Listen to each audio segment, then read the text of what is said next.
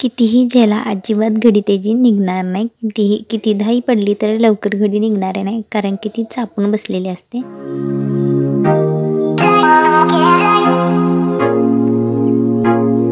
Hi guys, good morning.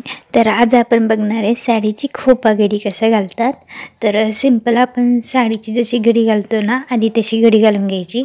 त्याच्यानंतर साडीचा एक भाग दुमडायचा, परत जो वरचा भाग आहे ना त्याच्यातली वरची एकच लेअर घ्यायची आणि खालच्या बाजूने जी आपण घडी घातलेली असते ना ती पूर्ण घडी त्याच्यामध्ये घालायची.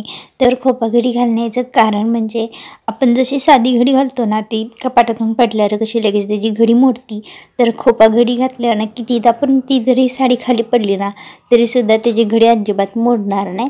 आणि अजून एक फायदा म्हणजे आपण जेव्हा कपाट ऑर्गनाईज करतो तेव्हा अशी साधी घडी घातल्यावर ना एकावर एक ठेवून घड्या विस्कटतात, साडी विस्कटते. त्यामुळे ही घडी घातल्यावर ना कपाट नीट ऑर्गनाईज होतं आणि आपल्याला कुठं बाहेर जायचं असेल तर आपण सहजपणे एका बॅगेतून घेऊन जाऊ शकतो. आणखी एक म्हणजे आपल्याला सारखे ब्लाऊज वगैरे कसे शोधावे लागतात तर सापडत नाहीत. तर आता आपण ही खोपा घडी घातली ना त्याच्या पुढं वरती असं जी एक लेअर असते त्याच्यामध्ये आपण सगळा भाग घातलेला असतो ना, तर त्याच्यामध्ये एक छोटासा कप्पा तयार होतो, त्याच्यामध्ये आपण ब्लाऊजसुद्धा ठेवू शकतो. ह्या खोपा घडीला तुम्ही किती पण कसं पण बॉल झेलतो ना, कसं पण करा, कुठं पण पाडा, पण ती घडी लवकर निघणारच नाही, कारण की ती बरोबर चापून बसलेली असते आणि आपल्याला ठेवायला पण सोपं जातं, परत शोधायला पण सोपं जातं. आणि मेन म्हणजे लगेच 2 मिनिटात होणारी ही घडी आहे. साडीची सगळ्यात सोपी घडी म्हणजे खोपा घडी आणि खण घडी, या दोन्ही प्रकारेच मी साडीच्या घड्या घालत असते. आत्ता जी घडी तुम्हाला मी दाखवली ती खोपा घडी होती. खोपा घडी आणि खण घडी या दोन्ही पारंपरिक घड्या आहेत, म्हणजे आधीच्या लोकांपासून आलेल्या या घड्या आहेत. माझ्या आजीनं आईला आणि आईने मला शिकवलेली आहे. आणि मेन म्हणजे अशी घडी घातल्यावर आपल्याला कपाटाची गरजच लागत नाही, कारण की कोणत्याही बॉक्समध्ये आपण अगदी सोप्या पद्धतीने स्टोअर करू शकतो. तर आता ही दुसरी घडी आहे, दुसरी घडी ती खण घडी.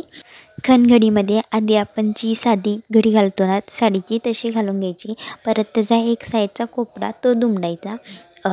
तसे करत करत सगळे समोरचे कोपरे आहेत ना ते फोल्ड करायचे आणि लास्टला जो पार्ट उरतो ना तो त्या खोप्याच्या मध्ये घालायचा. पारंपरिक आहे. खण घडी ही त्रिकोणासारखी दिसते आणि ही पण घडी आता मी तुम्हाला 2 प्रकारच्या घड्या दाखवल्या, तर खण घडी आणि खोपा घडी. आधी दाखवली ती खोपा घडी. ह्या दोन्हीपैकी तुम्हाला कोणती घडी आवडली नक्की कमेंट करून सांगा आणि तुम्ही पण ट्राय करा.